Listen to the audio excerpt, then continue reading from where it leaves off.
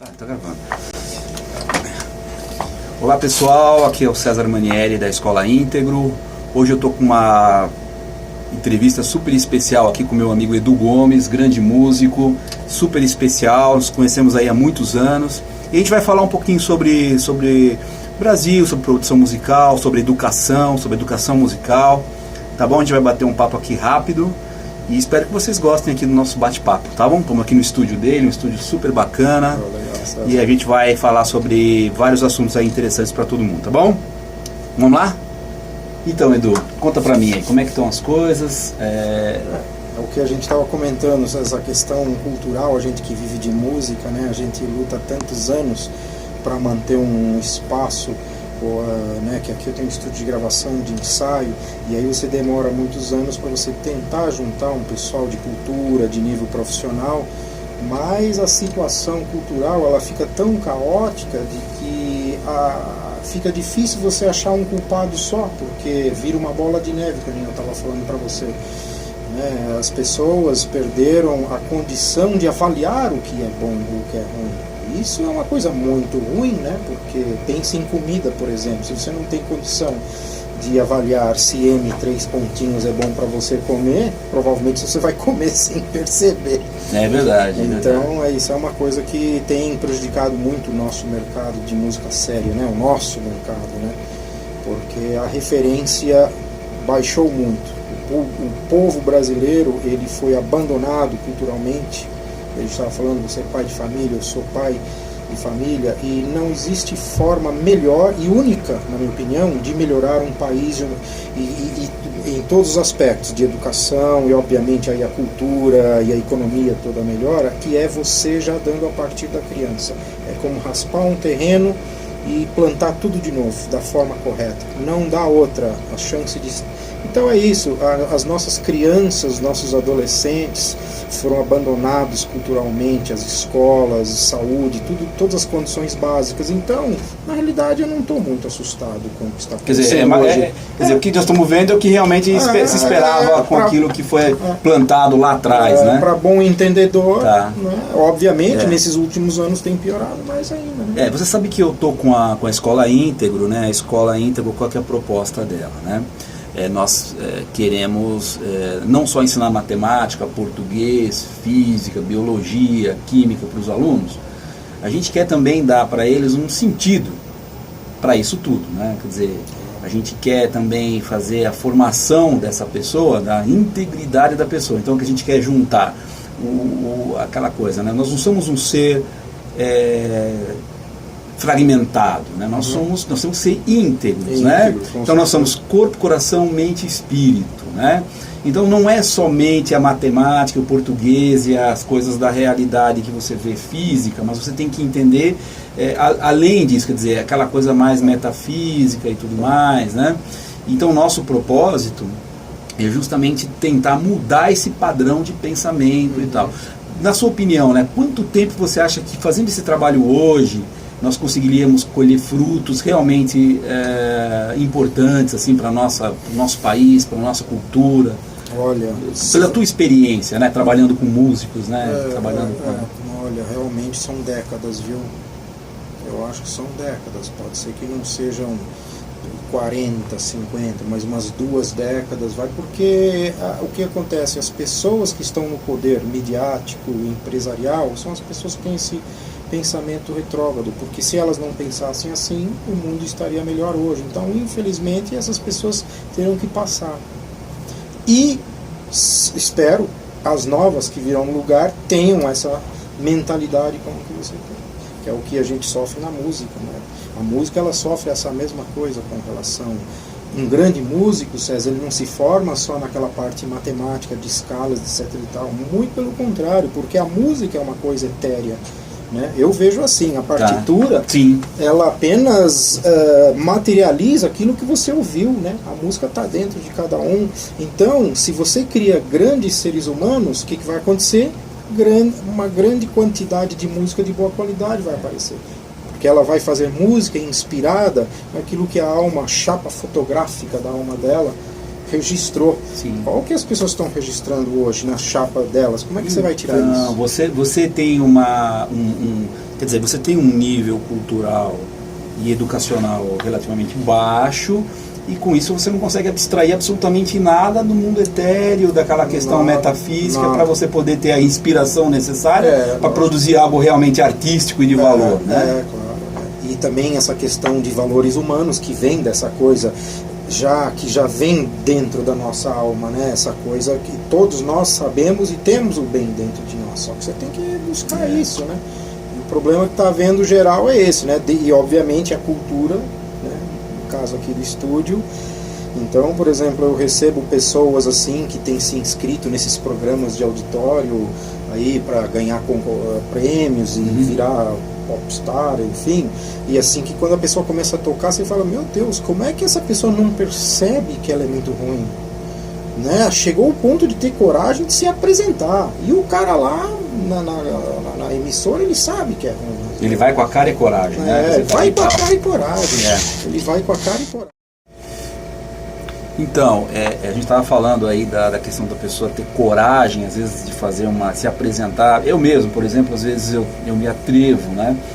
Fazer alguns textos, escrever. Então eu olho aquele texto, eu leio, eu releio, eu vejo se está com o português correto, aplicadamente correto, se o que eu estou escrevendo tem coerência, se tem uma linha lógica de pensamento.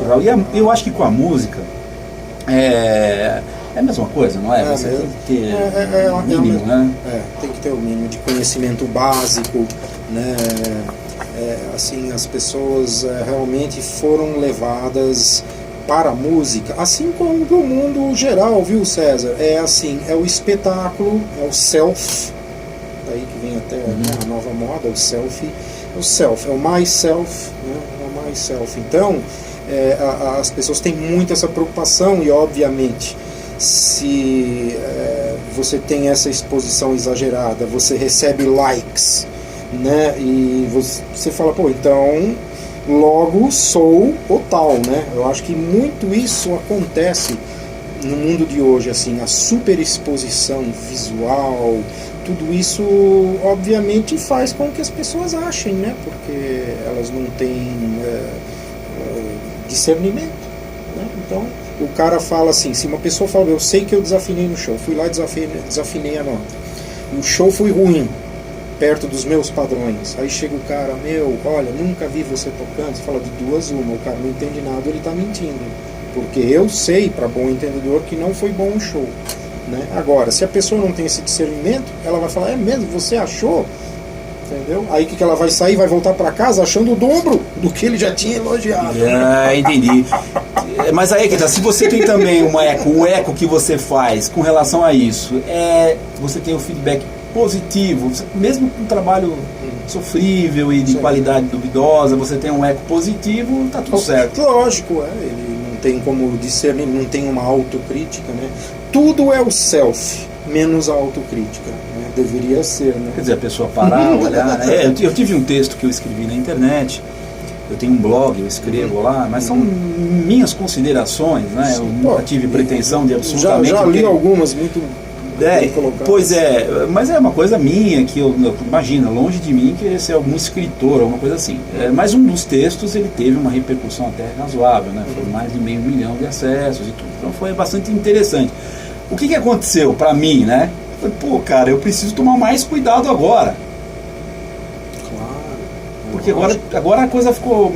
Eu não posso ficar escrevendo qualquer coisa, eu não posso ficar... Quer dizer, minha autocrítica se fez valer. Falei, bom, agora eu tenho que estudar mais. São 500 mil pessoas que foram atrás da sua opinião. Que gostaram da minha ideia, que se identificaram. Quer dizer, com a música é a mesma coisa. É a mesma coisa, eu acho. Você faz um show, uma porcaria de show, e aí 500 mil de pessoas aplaudem, pronto.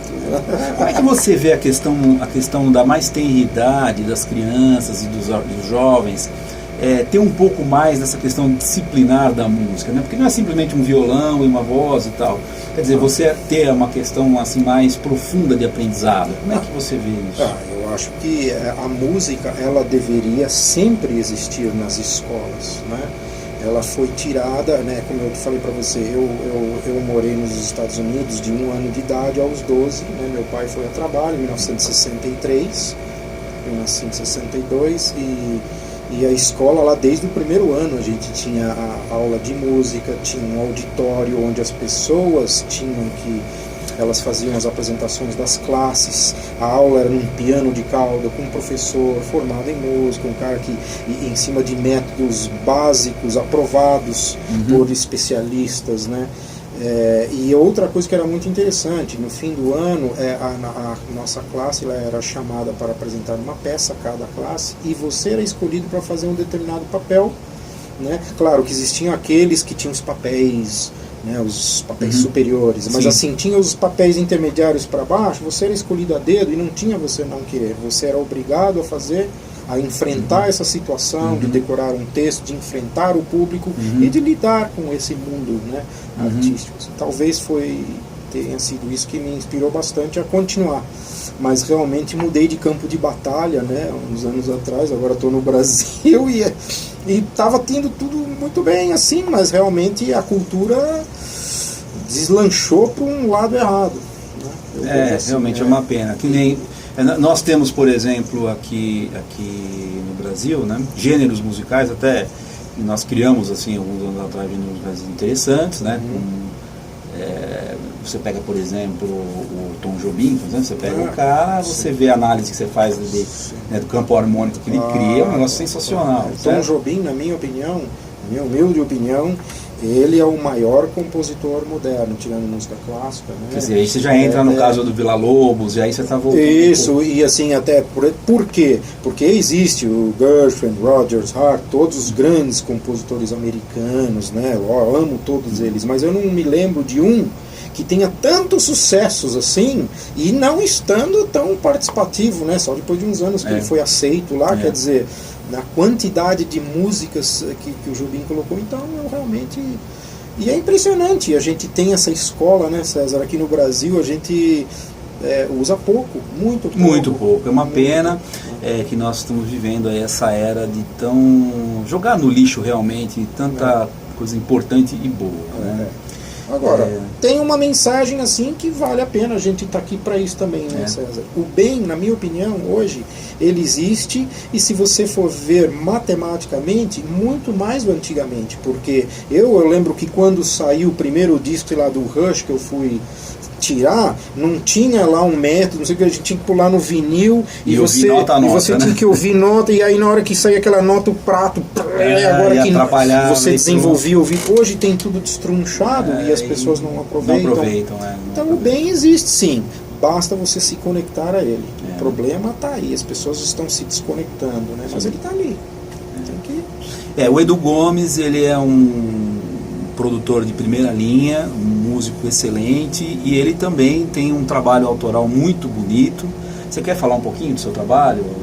Eu gosto muito de trabalhar em estúdio. O fato de ter estúdio fez com que eu pudesse produzir muitos CDs, me desenvolvi nessa área, né? Então, eu tenho com o Adriano Gneberg, que aliás ganhou um prêmio, né? Ganhou um prêmio ontem. Sensacional. O disco Blues for Africa, que foi gravado aqui. Foi gravado aqui, participei do disco, com produção. E, então nós estamos lançando o 10º CD de música no Age World Music, que é um tipo de música que eu adoro fazer, que ele é o bem-estar das pessoas. Eu às vezes falo pro Adriano, quando eu toco, eu me curo fazendo esse som. É muito gostoso, porque ele não tem o intuito de show, e sim de você fazer um fundo musical para que as pessoas relaxem e amansem os seus sentimentos, e hoje está precisando, né? Muito, E aí eu tive 20 anos com a Irmandade do Blues, foi um casamento longo, 20 anos. Mas uma vida, 4 lançamentos, mas assim, eu senti que eu não estava produzindo, César, mais. E muito antes da Irmandade, tudo isso, eu tinha essas músicas que são desse meu projeto atual, que é do Gomes A Pirâmide, que eu tenho 3 CDs lançados só com música autoral, com poesias de amigos, poetas amigos e parceiros. E essas músicas, algumas delas existiam antes da Irmandade, mas pelo fato de ter surgido a Irmandade, a parceria com o Adriano, eu fui deixando de lado. Legal. E aí, então já aproveito e deixo o recado já, que dia 13 de maio eu vou lançar no Sesc Belenzinho. Tamo junto então, vou até lá te ver. Vou lá te ver, vou ver se dá certo. Isso, fica o convite aí, música autoral, obviamente, para quem me conhece, vai ter muita influência de Pink Floyd, sensacional. David Gilmour. Quem gosta de Pink Floyd, David Gilmour e músicas digamos, como é que World chama? Music, World Music música é um prato progressiva, cheio, né? Agora, falando em termos educacionais, né, eu sei que eu estou estudando agora uma coisa chamada trivium e quadrivium, né? Então isso está relacionado com lógica, retórica, gramática, que é o trivium, né? Certo. Aí depois você tem astronomia, arquitetura, álgebra e astronomia, álgebra, arquitetura, enfim. E aí você, juntando todas essas matérias, você tem a álgebra, que é uma aplicação, que a música é uma aplicação, né? Sim. Você aplica matemática, Matemática na música. Como é que você encara essa questão, né, da matemática, da física, da música? Como é que você usa esses elementos? Ou isso é uma coisa que para você é uma inspiração apenas? E você... Não, eu uso, assim, eu tenho os conhecimentos teóricos da música, eles são uma ferramenta excelente, porque quando você está perdido, né, você realmente tem essas ferramentas, né? Mas, assim, a música, eu realmente relaciono ela à inspiração mesmo e ao total conhecimento das vibrações, porque música, como tudo, é vibração. Então, a música, dentro das suas notas, das suas escalas, ela tem as suas vibrações por segundo, e todas essas vibrações em suas combinações causam sensações, impactos gravitacionais, de ondas mesmo, né?